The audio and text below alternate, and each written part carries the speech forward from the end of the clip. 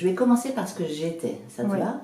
J'étais danseuse chorégraphe, donc chorégraphe durant 28 ans, danseuse contemporaine durant 34 ans.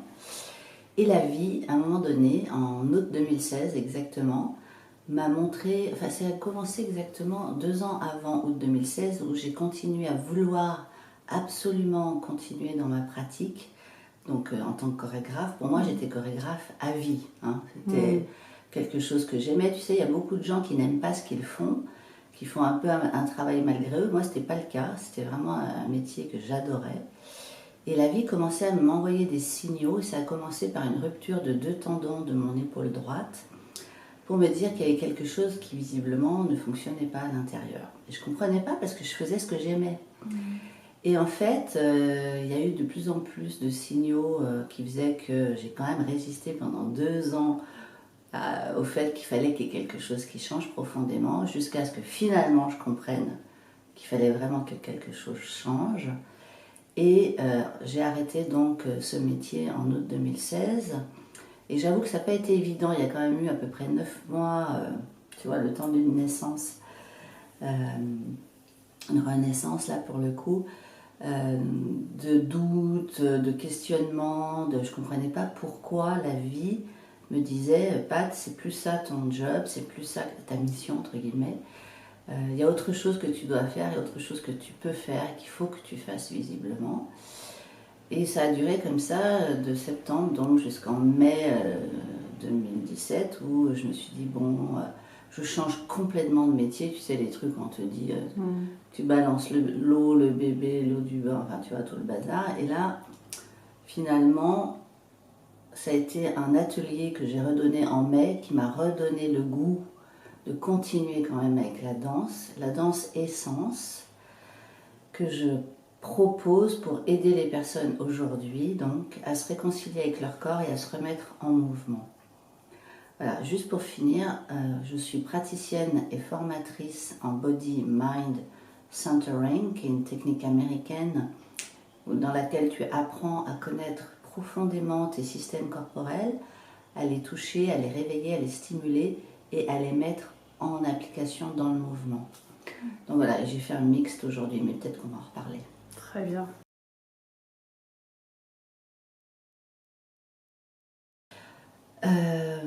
Qu'est-ce qui m'a donné l'idée? C'est pas vraiment une idée, c'est plutôt un prolongement en fait de quelque chose qui m'anime profondément. C'est une passion. Hein.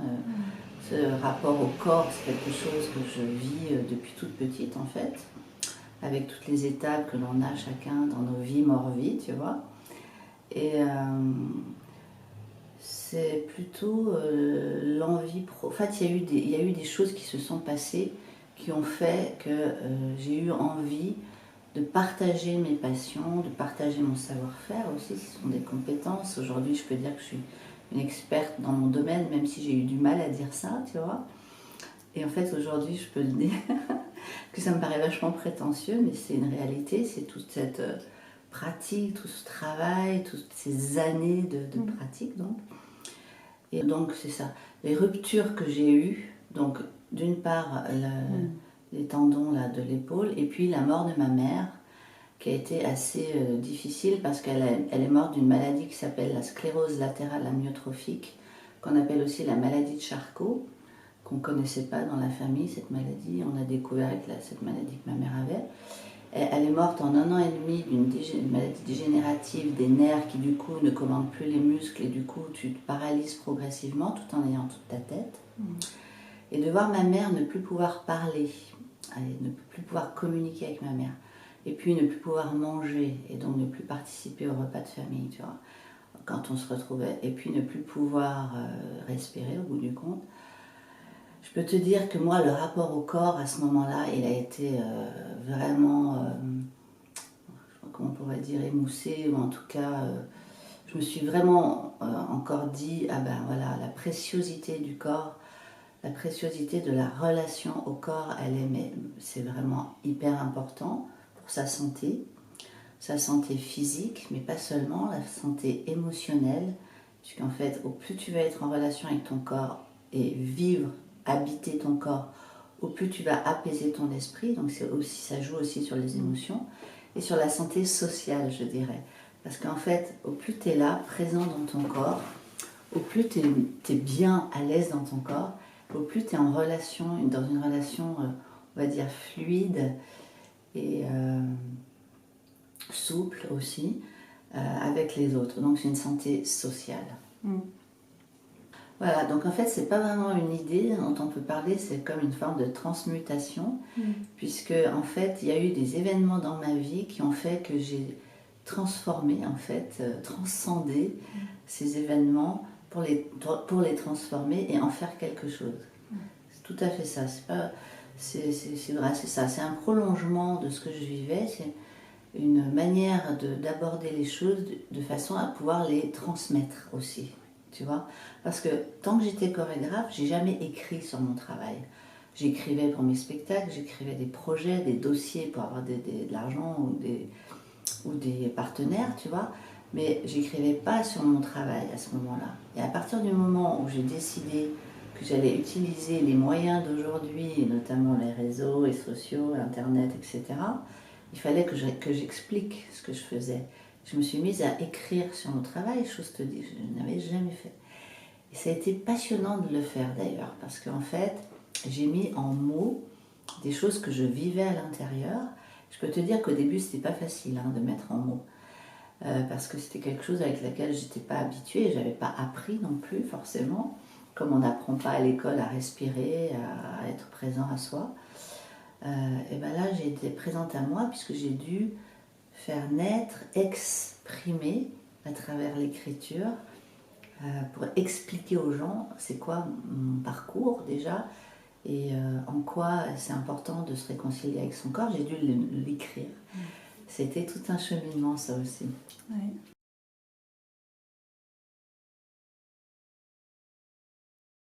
Ce qui m'a décidé finalement de créer mon entreprise, c'est le fait de vouloir partager surtout ce que je vivais. Et que en fait, si je taisais ma voix, ben, elle n'était pas sue, enfin, les gens ne pouvaient pas y accéder, ils ne pouvaient pas être portés peut-être par mon inspiration. Et que en fait, comme j'ai aussi appris qu'on est toujours chacun, tous un exemple pour quelqu'un, ben, ça m'a donné aussi envie de dire voilà, j'ai une connaissance, j'ai une expérience surtout, parce que plus que les connaissances, c'est un vrai vécu, ce que je transmets, c'est quelque chose par lesquelles je suis passée, quelque chose que j'ai moi-même vécu, c'est pas une vue de l'esprit, c'est des choses que j'ai vraiment expérimentées, ce que je partage. Ben voilà, ça m'a donné envie de répondre à des besoins, parce que c'est une façon de contribuer au monde, de répondre à des besoins qui sont de l'ordre là du corps, puisque moi la porte d'entrée, tu as bien compris, c'était le corps. Une combinaison plus exactement, corps, cœur, esprit. Et du coup, d'aider les gens à être mieux dans leur peau, à être dans leur basket au lieu d'être à côté de leur pompe. De honorer ce corps qui pour moi est un trésor, mais vraiment, dont j'ai vraiment pris conscience aussi grâce à cette pratique dont je suis donc praticienne de Body Mind Centering. Donc c'est l'idée de relier le corps et l'esprit. Il n'y a pas une tête qu'on coupe du corps, ou il n'y a pas un corps qu'on coupe de la tête, mais c'est vraiment d'être avec les deux. Et voilà, forte de tout ce que j'avais traversé, vécu, j'ai eu envie de le partager. Voilà, c'est pour ça que ça m'a donné cette envie d'y aller. Aussi parce qu'il y a eu un autre événement, c'est que j'ai bossé une vingtaine d'années avec le psychanalyste qui s'appelle Guy Corneau, avec lequel donc on a donné des séminaires. J'ai co-animé dans ces séminaires avec une équipe de thérapeutes et d'artistes. Donc moi j'étais invitée en tant qu'artiste à l'époque. Et notamment je conseille à tout le monde de lire Le meilleur de soi, qui pour moi est le meilleur de ces livres, qui parle de la créativité en fait, et de l'essence créatrice qu'on a tous à l'intérieur, mais parfois qu'on a perdu de vue. Et donc comme Guy est décédé il y a 2 ans maintenant, où j'étais moi au service de ses propos, je me suis dit c'est comme si la vie, elle m'invitait aujourd'hui, enfin il y a 2 ans, à me mettre au service de mes propres propos. Ouais. C'est peut-être un peu prétentieux, mais c'est plus de dire, voilà, tu as œuvré, c'est une œuvre, c'était une œuvre, hein, ce que je faisais avec lui. Et j'étais intervenante dans les séminaires, on intervenait pour des grands nombres de personnes. Et là, ben voilà, maintenant c'est à toi, vas-y quoi. Vas-y, n'aie pas peur, ça répond à des besoins, donc ça va forcément marcher.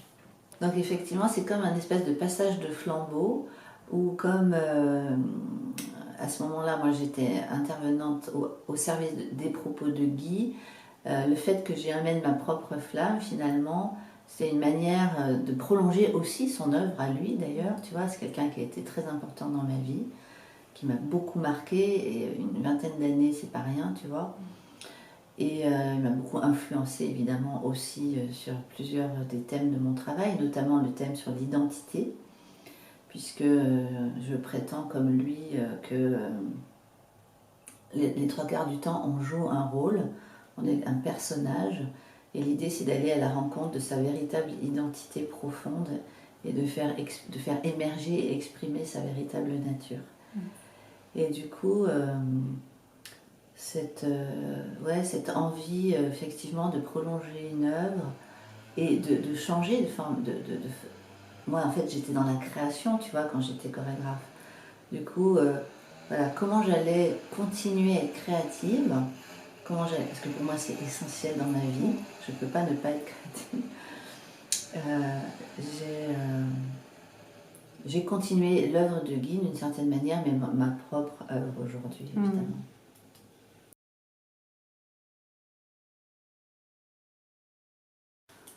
Alors, ce qui s'est passé en moi au moment où j'ai mis en place mon entreprise, bon, c'est vaste, hein, il y a beaucoup de choses qui se sont passées puisque c'est des étapes de création, de mise en place, de chercher le juste ton aussi de l'entreprise, du projet.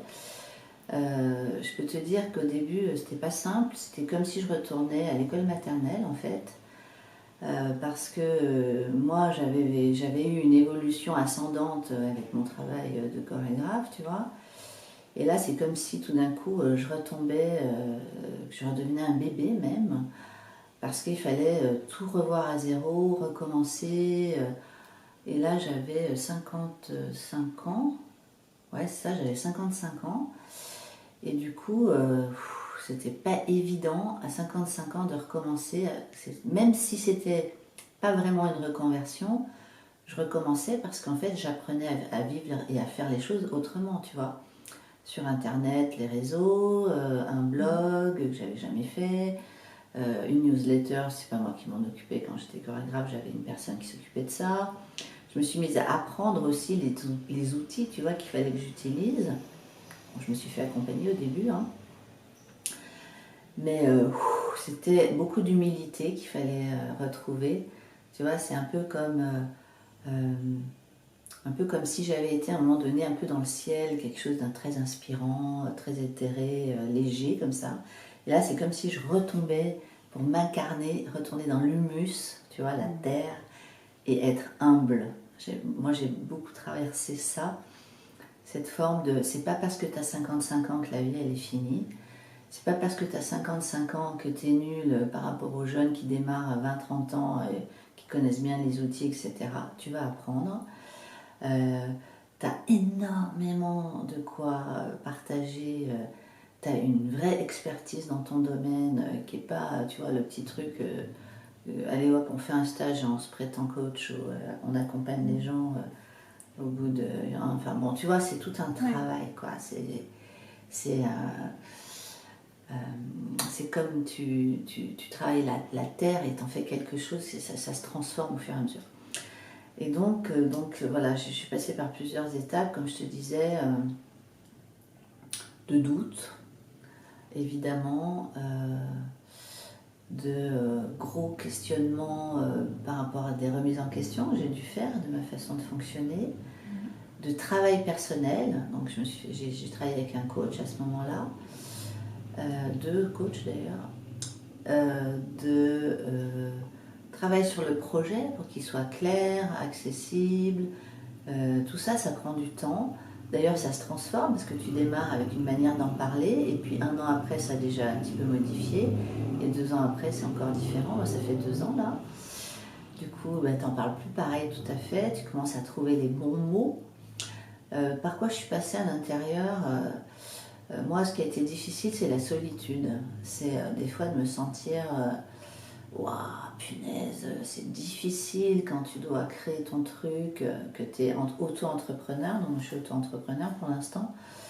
Ben voilà, il y a tout à faire. Donc, j'ai eu la chance d'avoir un organisme qui m'a aidé aussi, et qui m'a accompagné. Ça s'appelle l'ADI. Je le dis parce que ça peut servir d'autres gens. ADIE, c'est un organisme donc, national, donc tu peux trouver dans n'importe où, enfin dans les villes. Ils m'ont prêté 10 000 euros pour que je démarre. Et dans ces 10 000 euros, il y avait 1 000 euros qui étaient offerts par la région pour soutenir les personnes qui entreprennent, tu vois. Donc ouais, je suis passée par plusieurs étapes. Mais j'ai tenu mon cap.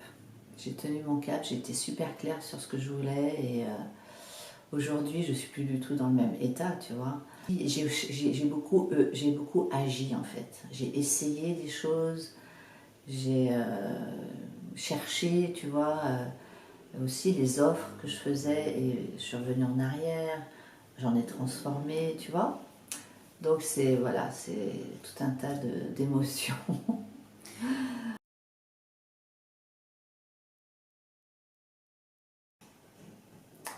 Oui, j'ai eu des points de blocage qui m'ont donné envie de baisser les bras des moments. Je pense qu'un des points de blocage, c'était l'argent. Et en fait, je déconseille, enfin là je parle déjà, je déconseille aux gens de démarrer une entreprise sans argent. Parce qu'il vaut mieux être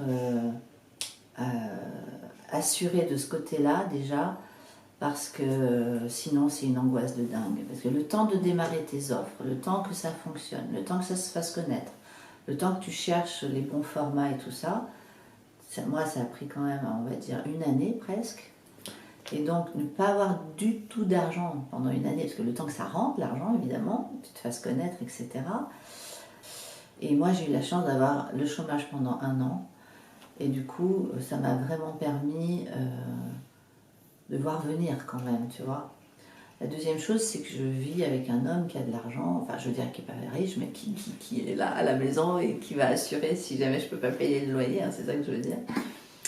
Et seul, sans argent, c'est raide quand même. Et donc, à un moment, moi j'étais bloquée par le manque d'argent, même si j'avais quand même le chômage. Je parle là des trucs très concrets, pragmatiques, parce que ça me paraît hyper important. Là où ça m'a manqué, c'est par rapport à des formations que j'aurais voulu faire pour que ça aille plus vite, entre guillemets, ou me faire accompagner, parce que j'aurais aimé moins me perdre de temps, en fait, ou des choses que j'aurais voulu mettre en place, tu vois, style un vidéaste qui filme mes projets pour les montrer, etc. Enfin bon, en tout cas, c'est le nerf de la guerre quand même. Et un autre point de blocage, c'est la solitude. C'est d'être seule à monter les choses, à faire tout toute seule, à prendre en charge la partie administrative, comptable, la partie des offres, qui est quand même mon truc, évidemment. La partie mise en marketing. Enfin, tu vois, tout ça, c'est pas évident. Ah, ça c'est sûr. Je crois qu'on sous-estime cette partie-là.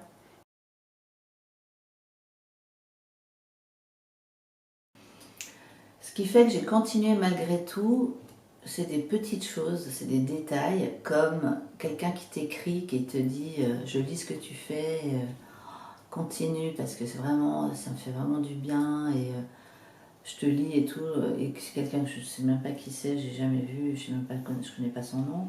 C'est des détails comme quelqu'un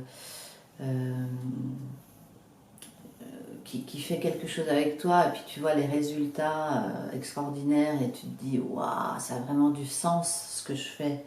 ça répond vraiment à des besoins et du coup, bah, forcément, ça te stimule, tu vois. Qu'est-ce qui fait que j'ai continué? C'est la foi que j'ai en mon travail, hein. C'est que je sais pertinemment que ça a une vraie valeur et ça répond vraiment à des besoins. Tout le monde a besoin d'être en lien avec son corps, je veux dire, et beaucoup de personnes sont complètement déconnectées de leur corps.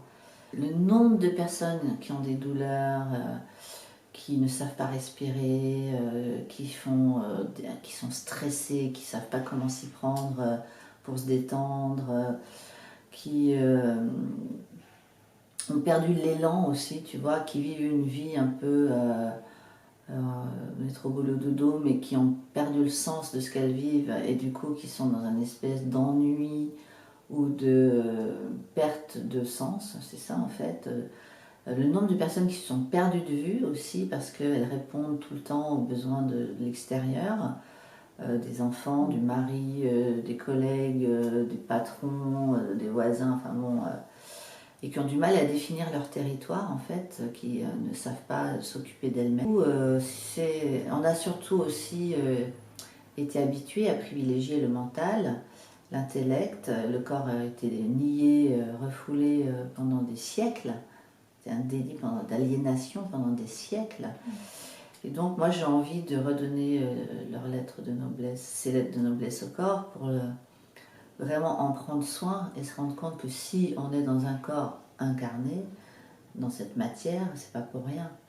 C'est que c'est vraiment c'est quelqu'un en fait, c'est ce trésor dont je parle. C'est pour ça que j'écris corps, C-O-R avec or en grand. Parce qu'en fait, il ne demande qu'à briller, il ne demande qu'à s'épanouir le corps. Il ne demande qu'à bouger librement, spontanément. Voilà, du coup, ce qui m'a donné envie de continuer, c'est ça. C'est d'œuvrer dans ce domaine-là, en tout cas.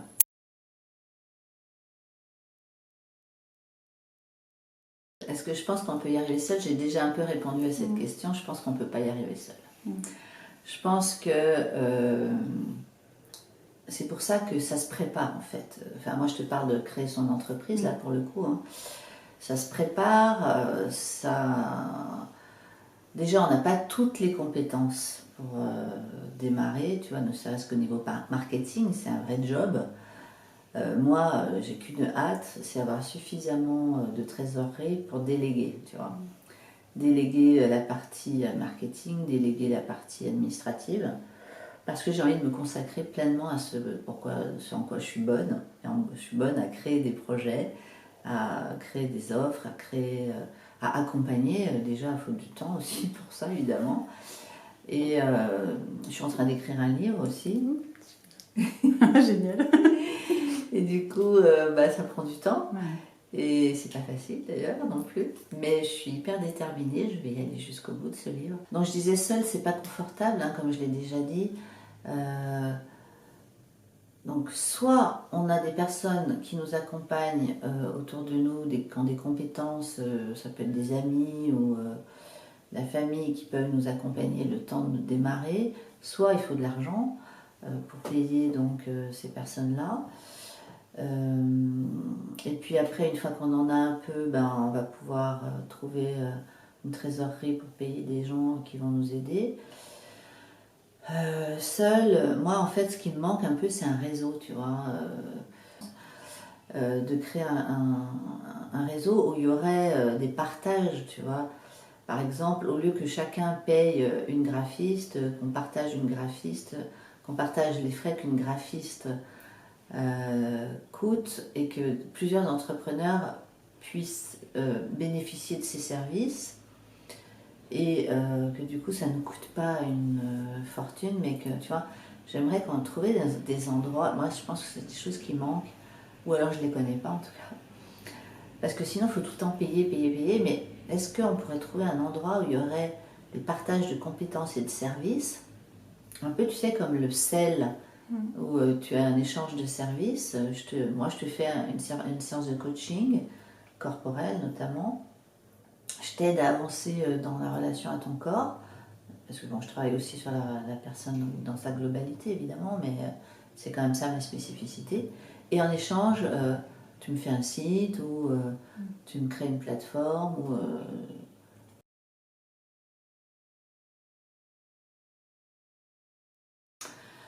Alors, les conseils que je dirais pour quelqu'un qui souhaiterait se lancer dans l'aventure, c'est donc d'avoir plutôt un pécule au niveau argent, ne pas démarrer à sec parce que sinon c'est très très angoissant. Se faire accompagner. Ça se prépare, un projet comme ça, c'est pas rien. Donc, vaut mieux, à mon avis, être encore salarié un moment si on est salarié ou si on est dans un truc qui nous rapporte de l'argent, le temps de faire une transition. Moi, je dirais comme conseil, c'est soigner la transition. Après, je pense qu'il n'y a rien de mieux que de faire, que d'agir. Je pense que vous l'entendrez un peu partout, mais moi, je l'ai vérifié. C'est en faisant qu'on avance. Donc, même si on n'est pas prêt, parce qu'en fait, tu sais, il y a des fois, on va attendre d'être parfait, que tout soit parfait, et hop, une fois, puis en fait, on y va, et puis il y a encore un autre truc qui ne sera pas parfait finalement.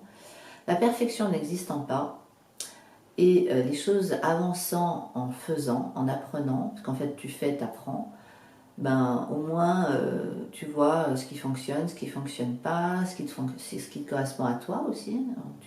Des fois, on a des idées, et c'est en les éprouvant qu'on peut voir si ça correspond ou pas. Et puis, c'est aussi en proposant une offre, par exemple, au public, et voir comment ça fonctionne. Donc, c'est vraiment en faisant, en testant, qu'on voit oui, non, oui, mais pas tout à fait comme ça. Et donc, ce que je peux dire aussi, c'est que des fois, on a des croyances, on a des blocages qui font que ben, on se dit ah non, c'est pas possible, ça c'est pas pour moi, nana. Et on se raconte plein d'histoires d'ailleurs. Et finalement, moi j'ai relu des choses que j'avais écrites il y a 1 an sur la relation à l'argent, notamment. J'avais fait un travail là-dessus pour débloquer ça. Et ben, ce que j'ai relu 1 an après, non, c'est quand j'ai écrit ça. C'était il y a 1 an. Et en fait, je croyais que pour moi, ça datait d'il y avait au moins 2-3 ans. Il y avait la date. Je dis, c'est pas vrai, c'était qu'il y a 1 an que j'écrivais ça. Donc des fois, il y a des choses qui changent très très vite. Des blocages qu'on croit qui sont monstrueux, qu'on va jamais y arriver. Et quand on relit ça 1 an après, on fait ha ha ha. Tu vois, parce que c'était ridicule. Enfin, il y avait un truc finalement qui s'est débloqué très vite, tu vois. Je dis pas que c'est tout le temps comme ça que ça se passe non plus. Mais en tout cas, ça existe. Ouais.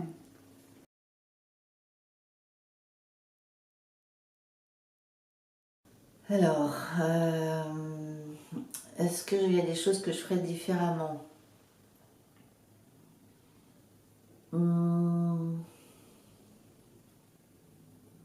Je me disperserais moins. Parce que ça, c'est un truc aussi, c'est que j'ai voulu tester plein de choses en même temps. Il y avait des choses que je faisais avant dans mon métier danseuse chorégraphe. Je donnais déjà des stages sur les saisons, par exemple. C'est une chose que je faisais déjà. Je l'ai continué. Est-ce que je le continue pareil? Non, c'est pas tout à fait pareil. Là, je suis plus tout à fait dans le même public, donc il faut que je réajuste la façon dont j'en parle. Mais j'ai voulu faire ça, et puis démarrer un accompagnement collectif, et puis donner des voyages, proposer des voyages, et puis faire des trucs chez moi aussi sous forme de stage et tout ça. Et en fait, à vrai dire, je ne regrette pas complètement. Je regrette pas complètement parce que j'ai quand même pu voir comment j'allais réajuster et affiner mes propositions. Mais quand même, je pense que j'ai eu tendance un peu à me disperser parce que je menais plusieurs lèvres à la fois, évidemment. Et du coup, c'est pas aussi efficace. Mais par contre, il y en a qui disent un projet, pas plusieurs. Moi, ça, c'est impossible. C'est impossible, tu es créative. Je suis une créative, donc moi, je ne peux pas mener un seul projet parce que j'ai ça qui m'anime, et puis j'ai ça, et puis j'ai ça, et puis je suis une hyper créative. Et du coup, pour moi, c'est trop réducteur, quoi. Je peux pas me déployer comme ça. Il y a des gens, ils écrivent un livre et ils font leurs conférences et tout le truc pendant 1, 2, 3 ans sur un livre et sur un sujet. Moi, je pourrais pas. Je pense que je m'ennuierais au bout d'un moment, j'aurais l'impression de répéter tout le temps la même chose. Et j'ai besoin d'avoir, par exemple, le livre que j'aurai, évidemment, je vais prendre du temps pour le commercialiser, c'est évident. Mais j'aurai aussi mon cycle des saisons, mon programme d'accompagnement collectif en ligne et mon programme d'accompagnement individuel. Sinon, je m'ennuie. Sinon j'ai l'impression qu'il y a quelque chose qui est restreint. Mais ça, c'est ma façon de fonctionner. Oui, et quand tu dis dispersion, est-ce que c'est vraiment de la dispersion dans les projets ou dans le temps que tu consacres à chaque projet? Parce que moi, je vis la même chose. Ouais. C'est ça. Je pense que c'est aussi le temps qui file et on a l'impression du coup de se disperser. Mais c'est surtout parce qu'on ne maîtrise pas, on n'arrive pas à, j'aime pas le terme, mais gérer son temps. Voilà, mettre les choses au bon endroit. C'est exactement ça. En fait, c'est pas forcément une histoire de projet, qu'il y a trop de projets, c'est une histoire de la gestion des projets. Et figure-toi que je me fais accompagner là, à la fin du mois par quelqu'un qui va m'aider à faire de la gestion de projet. Tu vois? Et donc, je suis arrivée à une étape là où j'ai besoin d'avoir un œil extérieur. Parce que moi, à l'intérieur, je suis claire avec ce que je fais. Tu vois, j'ai aucun doute sur ce que je fais.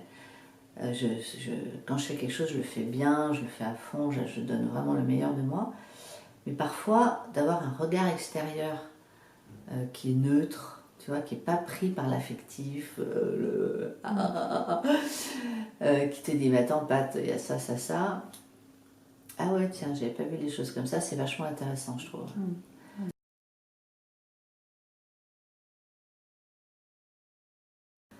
Alors, que signifie pour moi avoir l'audace d'être toi ou moi, non, pour le coup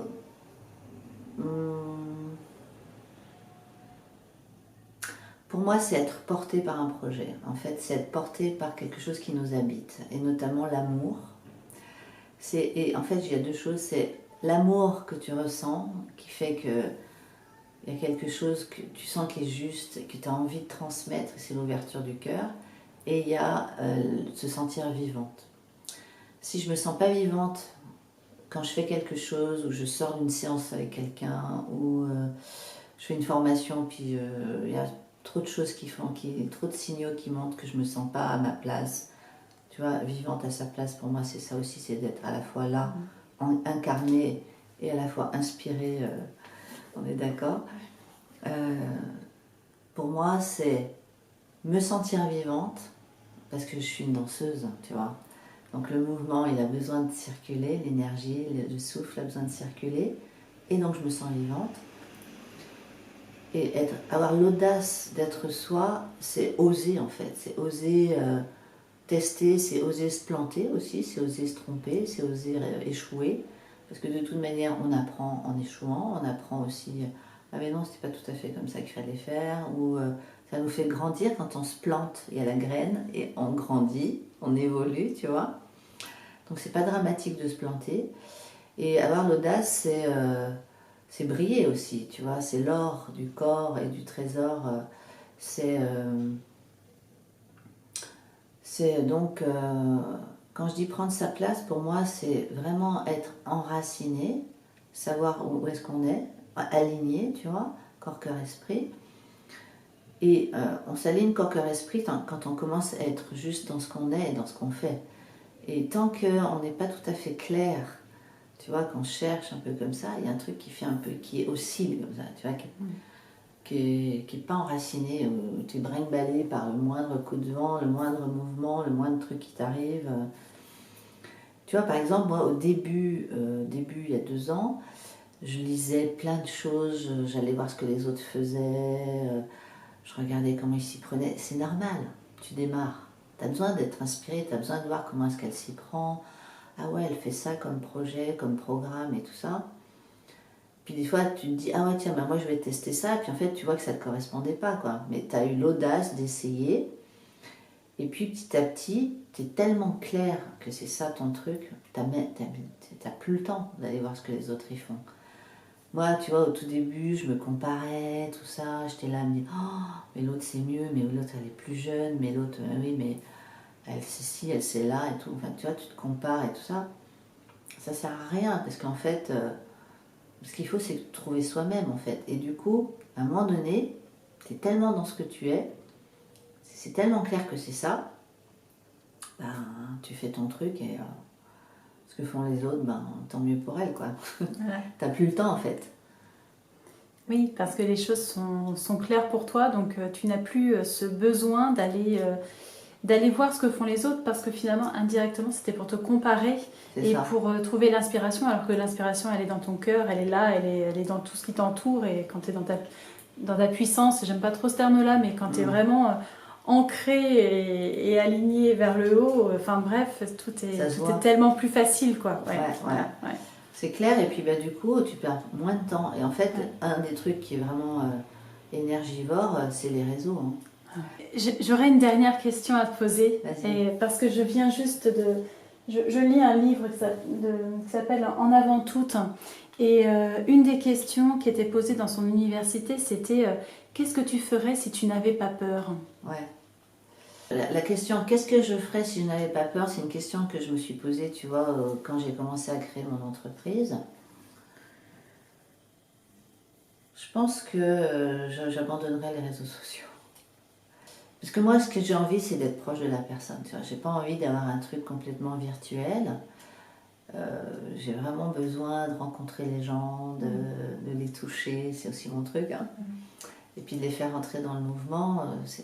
Même si je fais un programme en ligne, tu vois, c'est aussi une manière d'étaler, d'ouvrir de façon plus large, aussi pour des personnes qui n'ont pas l'argent de se faire accompagner individuellement.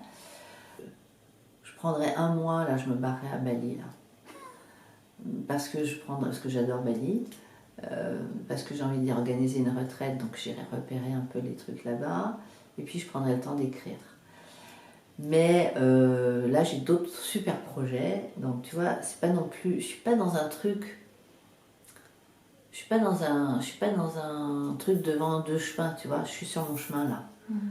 Et du coup, ben, j'ai pas vraiment, enfin, j'ai peur évidemment, comme tout le monde. De toute manière, la peur est utile. Hein. La peur est utile, elle nous protège aussi, elle nous donne des indications de choses qu'il faut faire ou pas faire. Moi, je suis pas dans l'idée qu'il faut éradiquer la peur. Par contre, il faut arriver à la gérer, au mieux la gérer. Et du coup, je pourrais avoir peur que j'ai pas suffisamment d'argent, tu vois, il y a toujours ce truc-là. C'est l'argent qui... L'argent, il fait chier quand même. Hein. L'argent, il fait chier. Il fait sacrément chier. Et en fait, il ne faut pas en parler comme ça en même temps. Et en même temps, il ne faut pas en parler comme ça parce que sinon, attention. Hein. Voilà, enfin bon. Mais finalement, tu vois, quand tu dis... Enfin, c'est comme ça, mais quand tu dis... bah mince, c'est quoi un peu mes peurs et tout. Moi, j'ai l'impression que tu es tellement dans ton chemin de vie que du coup, certes, tu as des peurs qui sont présentes, mais il n'y a pas une peur qui va t'immobiliser. Tu sens que c'est le... J'ai dépassé ça. Tu as dépassé ça. Tu es arrivé à un stade où, bon, ok, j'ai des peurs, effectivement, j'ai un peu peur quand je regarde mon compte en banque, mais tu n'as pas une grosse peur qui te dit, ou tu sais, le syndrome de l'imposteur qui va t'immobiliser parce que tu dis, ah non, tu vois, l'illégitimité, voilà. Tout ça. J'ai eu ça. Hein. Ben oui. Et je dis pas que je l'aurai plus jamais, parce que au plus tu es ambitieux et au plus tu vas avoir des obstacles à la proportionnelle, hein, avec si tu veux arriver à ça, tu vas avoir les obstacles en face qui montent avec. Hein, et au plus tu es ambitieux, au plus ça monte avec. Et donc tu vas te confronter à des choses qui sont parfois pas évidentes, tu vois. Moi, j'ai pas envie d'être millionnaire, par exemple, tu vois, parce que je sais que proportionnellement à être millionnaire, tu as les problématiques qui vont avec. Donc, moi, j'ai juste envie d'être super confortable, de bien vivre de mon métier, d'être payé vraiment à la hauteur de la valeur que je vaux, enfin de ce que je suis, je le vaux bien. Et du coup, de pouvoir me faire accompagner, déléguer, me consacrer à ce en quoi je suis vraiment douée et bonne, quoi. Parce qu'évidemment, il y a tout ce truc des angoisses existentielles, tu vois, qui reviennent avec. Et ça, on l'a chacun. Nos névroses, on en a chacun en a des névroses. On a nos problématiques existentielles de base qui sont comme des obstacles à la pulsion de vie, tu vois. Mais en fait, je pense que malgré qu'on ait ça, si on a cet énorme lien, enfin, si on a vraiment cette pulsion de vie qui est nourrie, boostée, stimulée, on a beaucoup moins peur. Oui. On a beaucoup moins peur parce qu'il y a quelque chose qui est plus fort et qui prédomine, tu vois. Ce qui fait que même si de temps en temps je peux commencer à avoir des doutes du style, là, mon actualité c'est, je fais une conférence mardi, j'aimerais bien qu'il y ait le maximum de monde pour que après il y ait proportionnellement des gens qui m'achètent mon programme en ligne, corps. Voilà, donc tu vois, je suis un peu comme ça, parce que ça va m'assurer quand même 2, 3 mois selon comment je vais vendre. Et du coup, là, je serai... Et puis du coup, je vais pouvoir me consacrer donc à ce que j'aime, et notamment à l'écriture, non. Mais j'ai perdu le fil. Mais finalement, certes, tu as une pression, voilà. Mais tu as la joie t'as une pression sur ta joie, ouais. Mais ta joie, elle est plus forte dans la pression finalement, ce qui fait que certes la pression va être importante, mais elle sera transcendée par la joie de délivrer finalement le message, ouais. Tu vois, c'est ça. Et en fait, donc alors pour terminer, je vais juste un petit peu présenter mon travail. Donc là, mon actualité, c'est le programme CORPS, C-O-R-P-S, qui est notre trésor. Donc c'est prendre soin de son trésor et vraiment petit à petit se déployer pour briller et être soi-même. Ça rejoint ce que tu dis aussi par rapport à l'audace d'être toi. Donc c'est un programme en ligne, collectif, de 8 vidéos, 6 live. Donc chaque semaine, c'est un programme qui dure 6 semaines avec un live chaque semaine, où je réponds aux questions, j'accompagne les personnes qui suivent le programme. Donc là, il y en a un qui démarre le 24 septembre, mais il y en aura de nouveau en 2020. Ensuite, j'ai un programme d'accompagnement individuel qui s'appelle Des sens et du sens. En fait, moi, mon travail, donc tu as entendu, ça s'appelle Dans ses sens. Et donc, les 3 piliers de Dans ses sens, c'est l'essence, qui sont nos capteurs d'information qui nous relient à l'extérieur. Donc, c'est cette porosité du corps qui laisse entrer et qui exprime dans un deuxième temps. Tu vois, on imprime des sensations, puis après on les exprime avec moi, notamment par la danse, mais j'utilise aussi l'écriture, le land art, les tableaux de vision, les collages, enfin bon, selon ce sur quoi on travaille. Des sens et du sens, c'est un programme de 3 ou 6 mois qui peut se prolonger de nouveau sur 6 mois avec un suivi.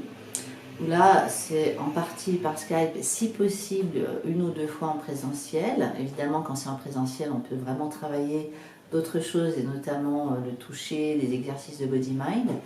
Donc, des sens et du sens, c'est réveiller le corps, les sens, et donner du sens à son parcours.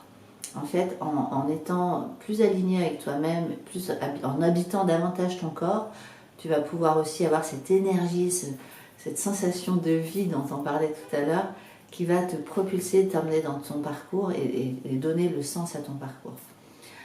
Voilà, donc ça c'est le programme d'accompagnement individuel. Et puis, c'est vraiment l'occasion de plonger en soi, évidemment, quand c'est personnalisé, puisque je le fais sur mesure, en fonction de la problématique de la personne. Et qu'est-ce que je propose sinon ? C'est des stages. J'ai un cycle de stages sur les saisons. En fait, j'habite dans la nature, c'est un choix. J'habite dans le Vercors. Et on a un lieu dans lequel on peut accueillir une douzaine de personnes. Et du coup, on donne des stages aussi avec mon compagnon de ressourcement. Je reçois des gens en retraite. Donc, c'est un petit peu bizarre ce mot, mais je n'ai pas encore vraiment trouvé un autre mot. C'est-à-dire on se retire de son quotidien pour venir prendre du recul, revisiter ses choix, re-questionner ce qu'on vit, faire une espèce de bilan. Et donc j'accompagne les personnes en retraite avec des séances individuelles, donc une fois le matin et une fois en fin d'après-midi. Ça laisse le temps à la personne de faire le travail. Je propose aussi des lectures, de regarder des vidéos. Je donne des exercices à faire par rapport à ce sur quoi on travaille. Ou alors la personne, elle coupe, tu vois, et puis elle va se balader aussi dans la montagne, etc. Et donc, c'est des retraites de minimum 3 jours, et puis il n'y a pas de maximum, en fait. Avec mon compagnon, on donne des séjours ressourcement pour le Nouvel An, la Saint-Valentin. On organise aussi des stages et des voyages en Grèce et dans le désert.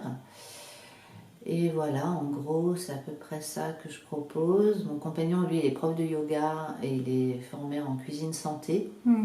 Donc à nous deux, on a un beau mixte pour trouver chacun son art de vivre. Oui. L'art de vivre, ça c'est quelque chose qui me plaît tout particulièrement. Ouais. C'est créer son propre art de vivre. C'est ça. C'est en fonction vraiment de ce qu'on a envie de faire et non plus de ce qui est obligé de faire. Ouais. Voilà, sans être dans la liberté totale. Hein. Ça n'a rien à voir avec je suis libre de tout, je coupe tout. Non, c'est choisir, faire des choix en fonction de ce qu'on a envie. Quoi. Ça, c'est l'histoire du cil du loup. Je ne sais pas si tu connais. Non. C'est dans le livre Femmes qui courent avec les loups de Clarissa Pinkola Estés, qui a été une de mes bibles pendant de longues années. J'ai ce livre depuis 30 ans. Et le cil du loup, c'est Enfin, je vais peut-être pas raconter le conte, mais... En gros, c'est voir les gens tels qu'ils sont vraiment plutôt que tels qu'ils voudraient qu'on les voit. Mais voilà, donc je finirai avec ça. Je te remercie beaucoup en tout cas, Mélissandre, de cette initiative vraiment super riche. Merci. Et je t'encourage vivement à continuer ton projet. Merci beaucoup. À toi.